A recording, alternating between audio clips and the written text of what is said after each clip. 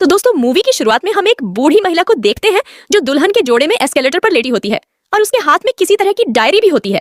लेकिन आखिर यह महिला है कौन और यह ऐसा क्यों लेटी हुई है, यह हमें आगे पता चलेगा। वहीं दूसरी तरफ हम कार्लो और ओलिवर नाम के दो चोर भाइयों को देखते हैं। जहां कार्लो जब घर आता है तो उसे ओलिवर काफी घबराया हुआ दिखाई देता है।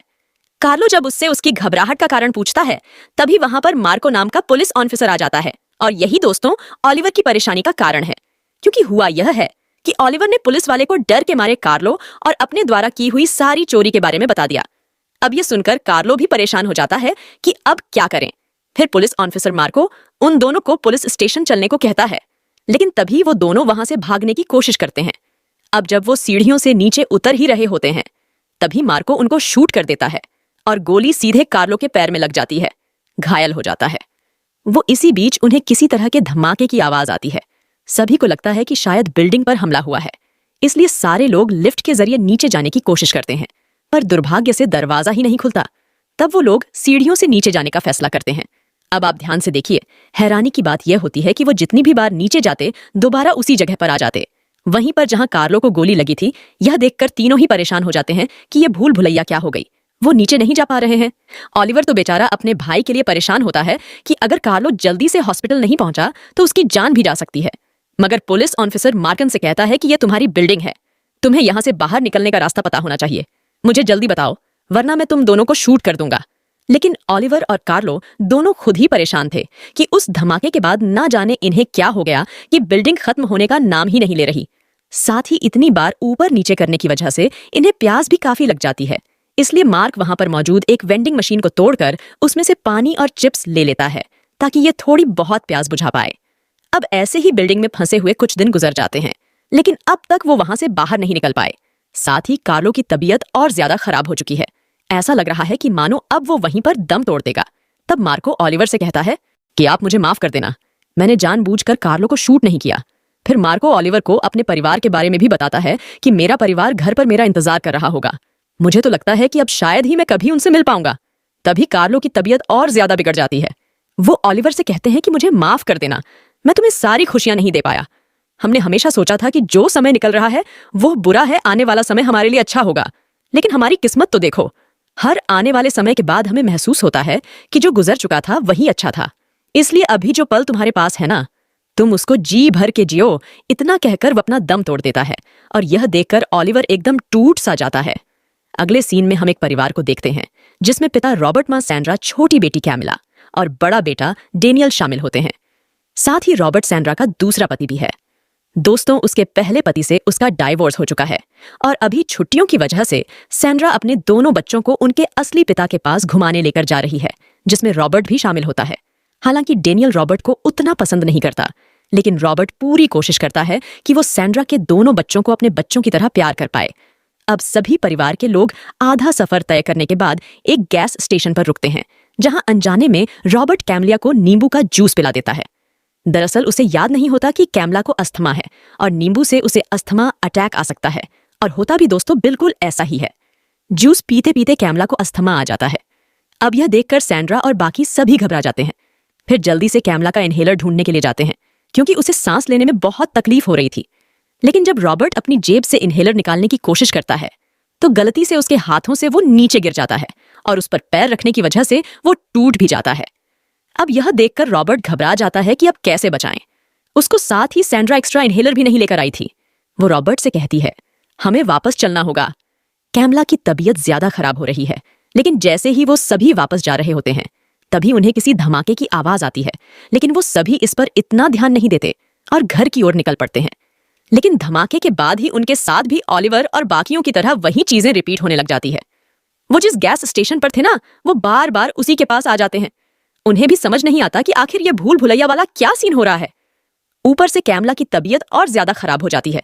इतना ही नहीं, उनके साथ एक और हैरान कर देने वाली चीज होती है। उनकी गाड़ी में जो घड़ी होती है ना, उसके हिसाब से रात के 7 बजे से ज्यादा हो चुका है, पर अभी भी सूरज सर पर होता है। इस चीज से ये सभी घबरा जाते हैं कि यह हो क्या रहा है। आखिर साथ ही पूरा गैस स्टेशन भी खाली होता है, जहां उन्हें कोई मदद नहीं मिलती। लेकिन हाँ, वहां खाने पीने की चीजें जरूर मौजूद होती हैं।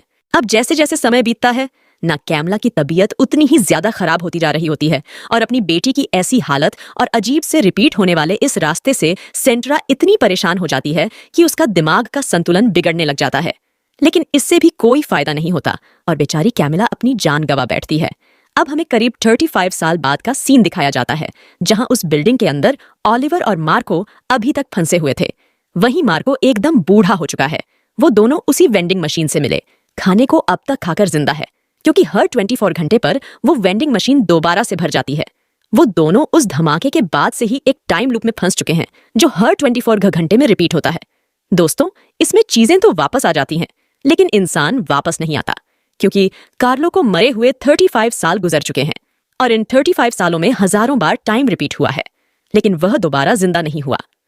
अब इतने सालों तक एक ही जगह रहने की वजह से उन दोनों के दिमाग पर काफी गहरा असर होता है, जिसमें मार्को को देखें तो वो तो बिल्कुल पागल सा ही हो गया है, लेकिन लीवर उसने खुद को जैसे तैसे संभाल कर रखा होता है, क्योंकि वह मार्को से काफी कम उम्र का था और अभी वो करीब 50 से 60 साल के बीच का होगा। लेकिन मार्को की उम्र 80 से 90 तक पहुंच चुकी है और उन दोनों ये 35 साल बड़ी मुश्किल से गुजारे, जहां वो दोनों पूरी तरह से बिल्कुल अपनी हिम्मत हार चुके हैं, क्योंकि अब वो कभी भी यहां से बाहर नहीं निकल पाएंगे। दूसरी तरफ हम रॉबर्ट और उसके परिवार को देखते हैं, जिसका परिवार भी 35 साल से वहीं पर फंसा हुआ है। वो लोग भी गैस स्टेशन से मिली चीजों से अपना गुजर बसर कर रहे होते हैं, क्योंकि वहां भी चीजें 24 घंटे में रिपीट होकर वापस आ जाती हैं। लेकिन कार्लो की तरह कैमला भी दोबारा जीवित नहीं हुई, तो वहीं डेनियल ने इनहेलर का पूरा पहाड़ बना दिया होता है, क्योंकि इनहेलर धमाके के कुछ टाइम पहले हुआ था और हर 24 घंटे के बाद इनहेलर उनके पास वापस आ जाता है। लेकिन कैमला वापस नहीं आती, क्योंकि जब उसे अस्थमा का अटैक आया था तो वो 24 घंटे तक अपने आप को जीवित नहीं रख पाई थी, वरना अगर वो जिंदा रह जाती तो 24 घंटे के बाद फिर से इनहेलर वापस आ जाता, जिससे उसकी जान बच सकती थी। अब हम डेनियल को देखते हैं, जिसका चेहरा अब तक हमको दिखाया नहीं गया था वैसे, लेकिन जब हम उसको देखते हैं तो वो कोई और नहीं बल्कि मार्को ही होता है। जी हाँ, वही मार्को जिसने कार्लो को बिल्डिंग के अंदर शूट कर दिया था। पर ऐसे कैसे हो सकता है, यह तो हमें आगे पता चलेगा। आप धैर्य बनाए रखिए। तो सैंड्रा भी मारी जाती है, जिसकी वैसे कुछ सालों पहले से हालत ठीक नहीं चल रही थी। उसने बोलना तक बंद कर दिया था। अब बेचारी की जान जा चुकी है। फिर रॉबर्ट और डेनियल उसको दफनाने आते हैं, पर तभी रॉबर्ट को भी दौरा पड़ने लग जाता है, मानो उसका भी टाइम आ चुका हो। वो जैसे ही मरने वाला होता है तो डेनियल से कहता है, मुझे सब याद आ गया है कि मैं कौन हूं। शायद अब मैं बचने वाला नहीं हूं, इसलिए मुझे मेरी पहचान याद आ गई है। मैं तुम्हें बताना चाहता हूं कि मैं रॉबर्ट नहीं हूं। हमने जो 35 साल यहां पर बिताए हैं वो झूठी पहचान के साथ बिताए। मैं असल में रूहान नाम का एक आदमी हूं। आज से करीब 70 साल पहले जब मैं 10 साल का था तो अपने एक दोस्त के साथ नाव की सवारी कर रहा था, जिसे जुवान नाम का एक आदमी चला रहा था। लेकिन नाव में हुई एक दुर्घटना के कारण मेरे दोस्त को चोट लग गई। पर उसके बाद से ही हम पूरे 35 सालों के लिए उसी नाव में सफर करते रह गए, क्योंकि वहां पर किसी तरह का टाइम लूप स्टार्ट हो गया था। लेकिन जब जुआन के मरने का टाइम आया तो उसने मुझे बताया कि अगर तुम्हें इस लूप को तोड़ना है तो तुम्हें याद रखना होगा कि तुम कौन हो, तभी जाकर तुम इस लूप से बाहर निकल पाओगे। उसके बाद मैंने खुद की पहचान को याद रखने के लिए नाव में लगी। एक बैम्बो का छोटा टुकड़ा अपने पास रख लिया था ताकि यह मुझे मेरी पहचान याद दिलाने में मदद करें। लेकिन जब मैं तुम्हारी माँ से मिला ना, तो उसके बाद में सारी चीजें भूलने लगा और उस बैम्बो के टुकड़े को भी मैंने हमारी रोड ट्रिप के टाइम गाड़ी से बाहर फेंक दिया। उसके बाद ही हमारा टाइम लूप स्टार्ट हुआ है। यानी कि दोस्तों, लूप धमाके से नहीं बल्कि रॉबर्ट के बैम्बो के उस टुकड़े को फेंकने के बाद से शुरू हुआ, क्योंकि उसने धमाके से थोड़ी देर पहले उस टुकड़े को फेंक दिया था, जिसके फेंकते ही रॉबर्ट ने अपनी रूहान वाली पहचान को भुला दिया, जिस वजह से वो दोबारा इस लूप में फंस गया। अब रॉबर्ट डेनियल से कहता है कि अब तुम्हें भी याद रखना होगा कि तुम कौन हो, वरना तुम भी मेरी तरह 35 साल के लिए इस लूप में फंस जाओगे और जब तुम्हारा मरने का टाइम करीब आएगा तब तुम्हें तुम्हारी पहचान याद आएगी। अब इसके बाद हम उसी बिल्डिंग का सीन देखते हैं जहां बूढ़ा मार्को, जो कि असल में डेनियल ही था, उसके भी मरने का टाइम नजदीक आ चुका होता है।